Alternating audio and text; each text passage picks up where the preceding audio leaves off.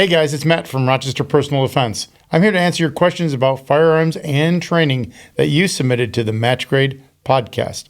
This is our Instructor's Corner, and we're going to do a Twitter-style question and answer.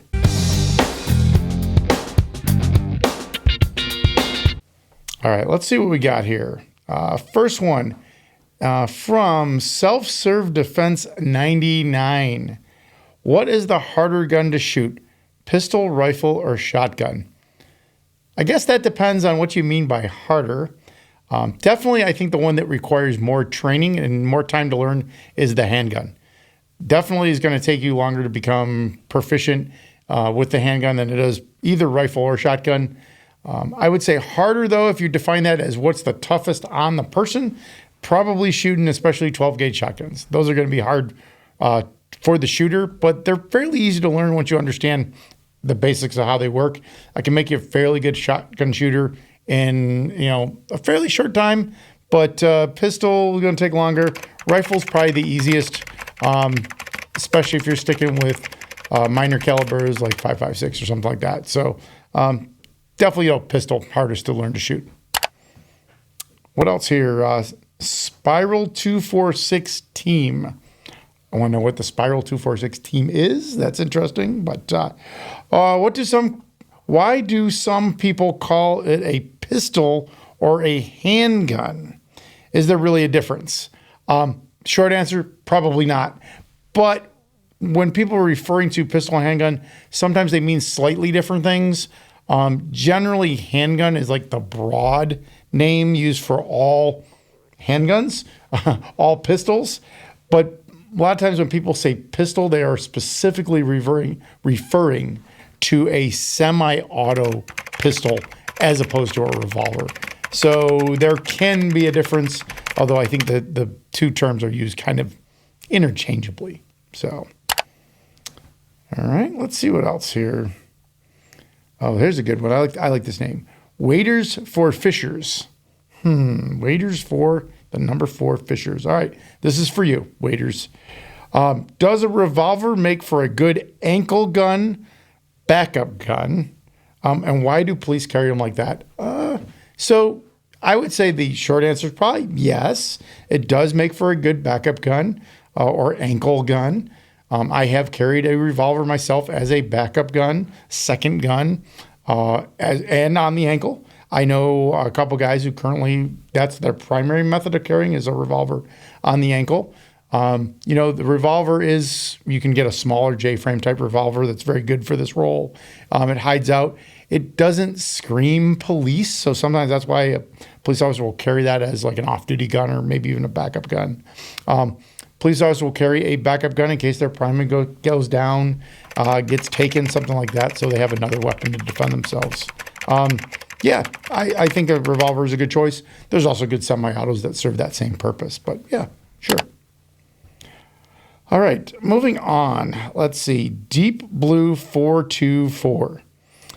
Does federal law and state law ever conflict when it comes to handguns? Which one should I be following? That's a very broad topic. The short answer is you need to follow all the laws, basically federal and state law. If there's a conflict, generally the state will kind of win out where you live. So if there's a question, I would look at state law, then look at federal law.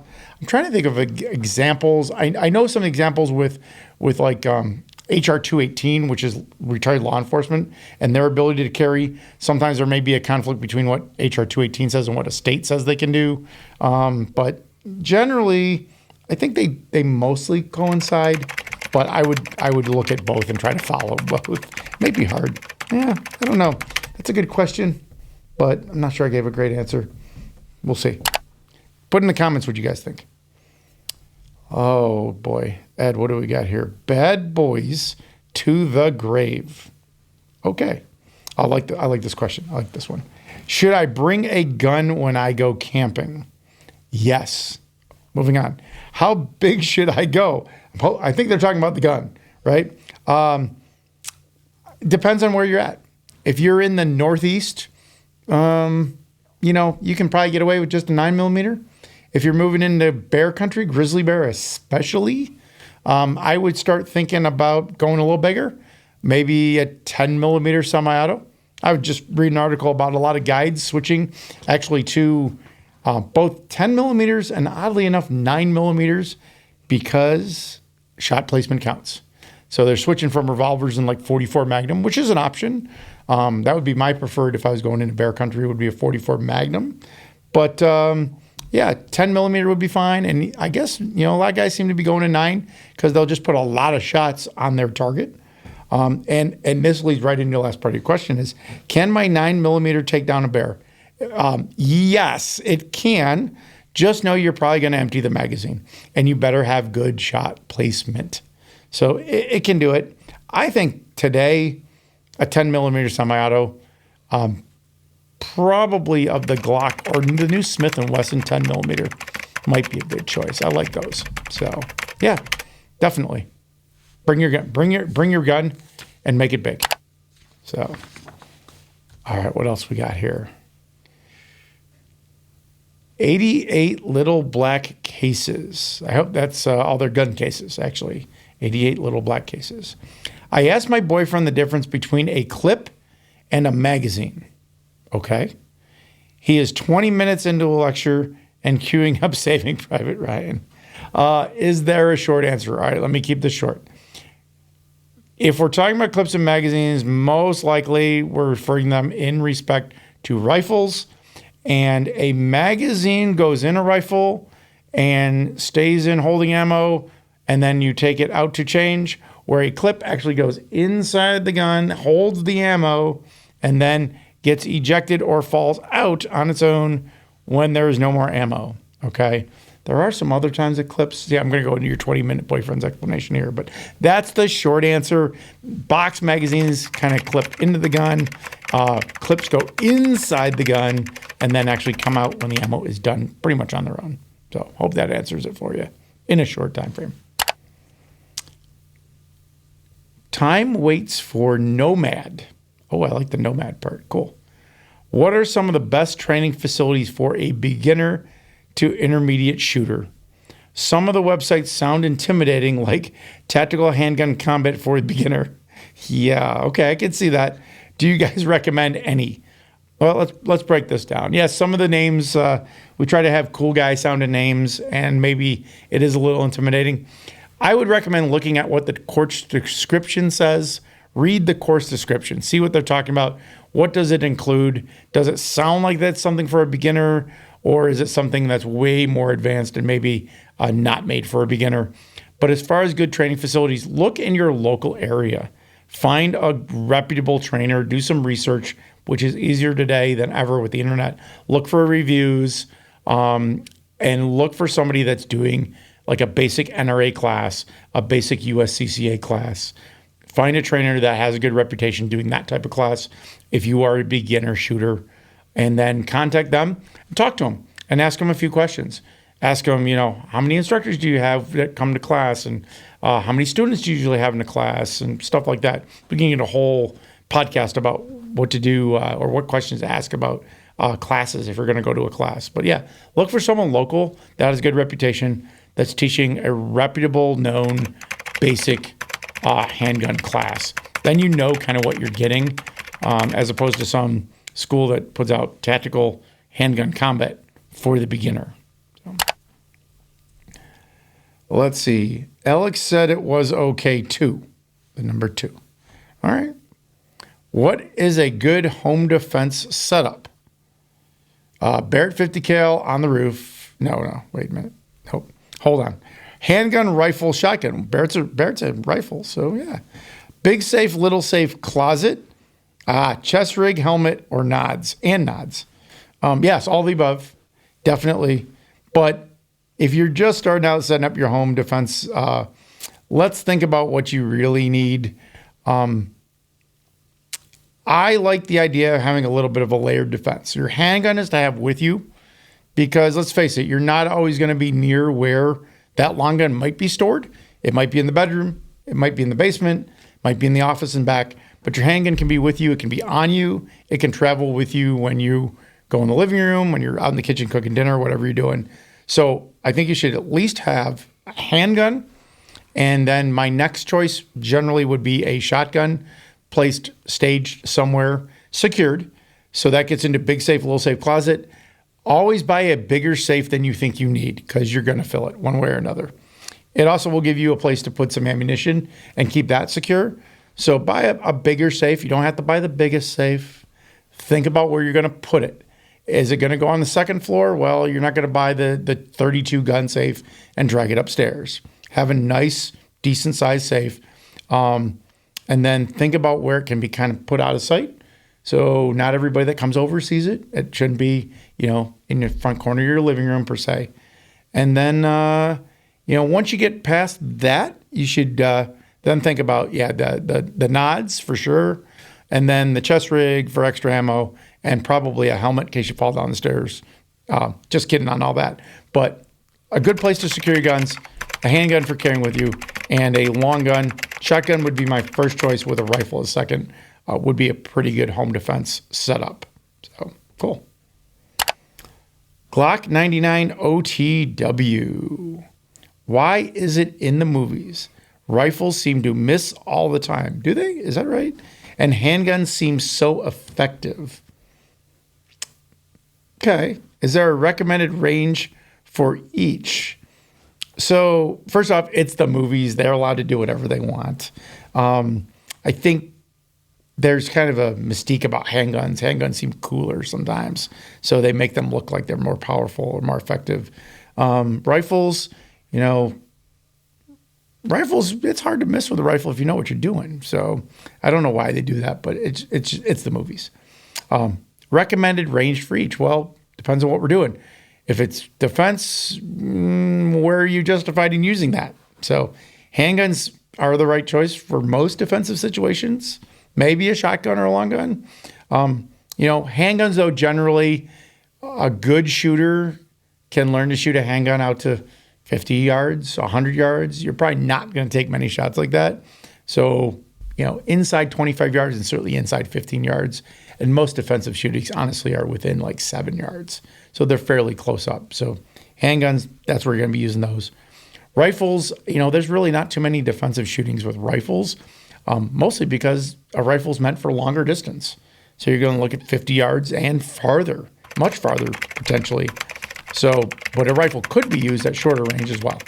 So know what the intended use is for each. Again, rifle's farther out. Handgun's definitely close in. So. COD Slayer 380. What is the proper way to have a home defense gun ready? Round in the chamber or not in the chamber? Is it different for handgun, rifle, or shotgun? There is a difference between handgun, rifle, and shotgun, and this is how I kind of break that down. Handgun, if it's the gun you're going to have with you or nearby, should have a round in the chamber. I prefer the gun to be holstered. I even like holsters that come off, easily with the gun in it, so I can take the clips off, set the whole thing down on the kitchen counter, next to my chair, whatever. But that has always got a round in the chamber because it's for immediate use. Rifles and shotguns that I have set up for defense are usually secured somehow, usually in a quick open safe, 3-digit, boop, boop, boop, or 4-digit. And then no round in the chamber, but often loaded magazine. So a loaded magazine in the rifle or the tube magazine if it's a lever action, or a shotgun, the tube loaded, but nothing in the chamber. The reason for that, long guns are not as drop safe as handguns. So you pick it up out of safe, fumble it. If there's a round in the chamber, there's a more of a chance that it could go off.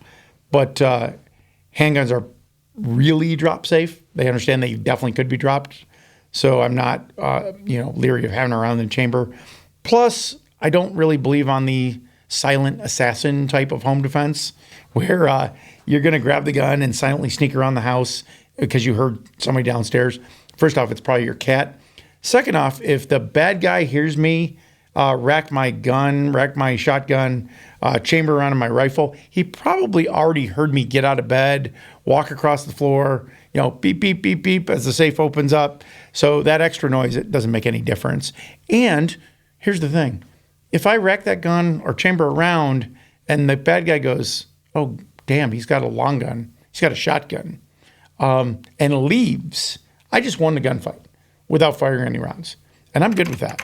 So yeah, I don't personally keep long guns with a round in the chamber, but the handguns I have staged for defense, they'll have a round in the chamber for sure. So cool. That was a good question. I like that. Shield of the EMPS. Okay. Does pepper spray explode when you shoot it? That's a good question. I've never shot pepper spray. It's under pressure, so it probably will at least spray out. I'm sure it will spray out. So then they ask, can I toss it into a room if I need to clear it like they did in Bad Boys 2? Okay. You can do whatever you want once. I'm not sure it's going to work like it did in Bad Boys 2. That's also probably going to be a pretty small target. So good luck hitting it as you're trying to enter and clear a room. But yeah, I don't think it's going to have the effect you think. It definitely would spray out if you shoot it, though. It's under pressure. So yeah, kind of, sort of, maybe half and half. Yeah, it'll spray out, but it's not going to work that way. You think it might work. So interesting question there. Tunnel Rat 75. Okay. What happens if I end up buying a gun that I thought I liked, but it turns out I found a better one? Keep it, sell it, return it. Does a handgun lose its value like a car when you drive it off the lot? Okay. We've all been in this position.